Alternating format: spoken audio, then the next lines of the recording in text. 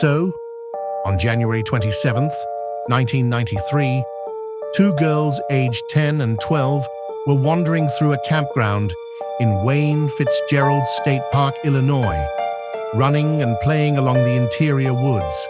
That's when they made a gruesome and chilling discovery. Tangled in a bush, as if it had been tossed from a moving vehicle, was the severed head of a woman. The two girls were mortified by what they had found and immediately called for help. Investigators were quick to arrive at the scene. They searched the entire area where the head was found, but strangely, they came across no other body parts aside from the woman's head. With nothing to identify her, they gave her the name Ina Jane Doe, after the nearby village of Ina. Straight away, authorities set about identifying who the head belonged to. From there, they hoped to question those who knew her and work out who she had been in contact with prior to her untimely demise. Here's what they had to go on. The doe was Caucasian, with reddish-brown, shoulder-length hair. Forensic experts at the time estimated she was between 30 and 50 years old. Considering her face was still relatively fresh and recognizable, she hadn't been dead for more than 2 weeks. Her life had most likely ended before her head was removed, and the cut had been made cleanly by someone with a lot of upper body strength. With only a head to work with, investigators couldn't accurately estimate her height or weight, and they had no items of clothing or belongings to help them figure out who she might have been. But surely, uncovering the doe's identity was just a waiting game. After all, somebody out there must have been missing her. Family members, friends, colleagues, somebody. Well, that's the thing. No missing persons in the local area matched Ina Jane Doe's description. Whoever she was, she likely wasn't a local, which made the detectives' work much harder. With hundreds of thousands of missing people throughout the US at the time and limited DNA technology to link the head to any of them, giving Ina Jane back her identity was going to be a monumental task. And figuring out who killed her and where the rest of her remains were was going to be even harder. Since they couldn't link the doe to any missing person reports, the authorities began appealing to the public, asking if anyone out there knew who she may have been. They did so using an e-fit, which made the woman look more ghoulish than human. But why make her look so uncanny? As mentioned in similar cases, police forensic artists sometimes exaggerate a deceased or wanted person's most defining features to make their image more memorable and attention-grabbing. If a reconstruction is too realistic, the subject can look like a generic person. In the case of Ina Jane Doe, they employed that very technique. Whoever the doe was, it was determined that she had suffered from chronic spasmodic torticollis, also known as wry neck syndrome, a condition that puts stress on the muscles supporting the head, causing the neck to appear crooked. Using that information, the composite artist twisted the doe's neck in the image and gave her extreme facial asymmetry. This was partly to jog memories and partly because they weren't sure how severe her condition had been. Several other images were created over the years to help identify her, but it was the original that struck a chord with the public. Even today, decades later, people still talk about the eerie image online. It's considered one of the creepiest official composites ever made, but despite all the attention, no one recognized her. Nobody called to say the doe was their missing loved one. Investigators began to consider that maybe the doe didn't have any friends or family at all. Maybe she was a loner or transient, someone nobody really knew or missed. A tragic thought, that this woman's life ended, and she was instantly forgotten. But that thought also deeply infuriated authorities.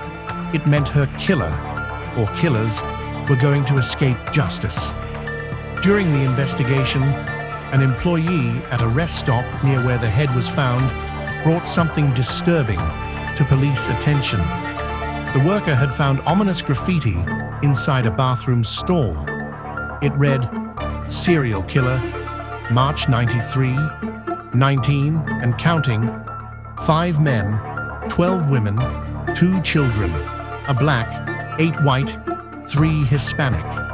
Don't worry, I'll get to the others." It was never determined whether the graffiti was sincere or a twisted joke, but the fact that it was written shortly after the head was found at a rest stop close to the scene was suspicious and deeply unsettling. Unfortunately, the investigation into Ina Jane Doe stalled shortly after that. Few leads ever surfaced, and just like so many Doe cases before and since, it froze over. Fortunately, not everyone forgot. A professor at the University of New Hampshire, Dr. Amy Michael, took a deep interest in the case. As a native of Illinois, she had long wanted to get to the bottom of the Ina Jane Doe mystery. In 2021, she reached out to the Jefferson County Sheriff's Department and offered to use modern forensic methods to identify the victim. Those methods would reveal a truth nobody expected. On March 11, 2022, 29 years after the head was discovered tangled in a bush, there was finally an answer. Using advanced genealogy, Dr. Michael matched DNA samples from the Doe's skull to members of her immediate family. A suspected sister then provided her own DNA to confirm the match. Ina Jane Doe finally had her name back. She was Susan Hope Lund, a 25-year-old mother of 3 who disappeared on Christmas Eve, 1992, while walking home from the grocery store. She had gone to buy pie for Christmas dinner and to use the store's phone to call her sister. She didn't have a phone of her own or a car. She had made the trip on foot. Susan lived in Clarksville, Tennessee, 175 miles from where her head was found. She was pregnant at the time of her disappearance. Her husband and children spent decades searching for her, but with no way to link Susan to the unidentified head, they were left without answers, left without closure for longer than Susan herself had lived. All those years, they didn't know whether something terrible had happened or whether she had abandoned them. Her husband, Paul, lived under suspicion for years. Rumors spread that he must have been responsible, but detectives later confirmed it was impossible. Paul had been home caring for the children when Susan was presumably forced into a vehicle and killed. Tragically, Paul passed away before Susan was identified. He never learned what happened to his wife. His name was never cleared in his lifetime. The search for Susan had been hindered early on when someone reported seeing her in Hopkinsville, Kentucky. Another supposed sighting occurred along Interstate 65 near Louisville.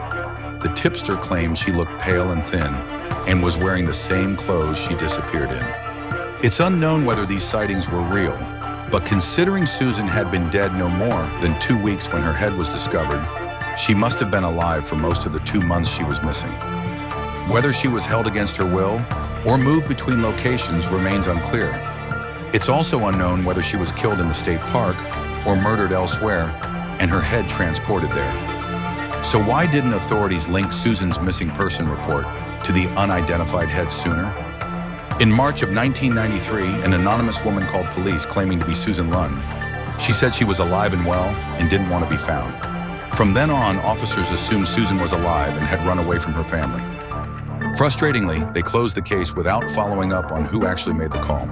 Her children grew up believing their mother had abandoned them. As for what happened that day, one detail stands out. The distance between Susan's home and the store was 8 miles, a 16-mile round trip. A long walk for anyone, let alone a pregnant woman.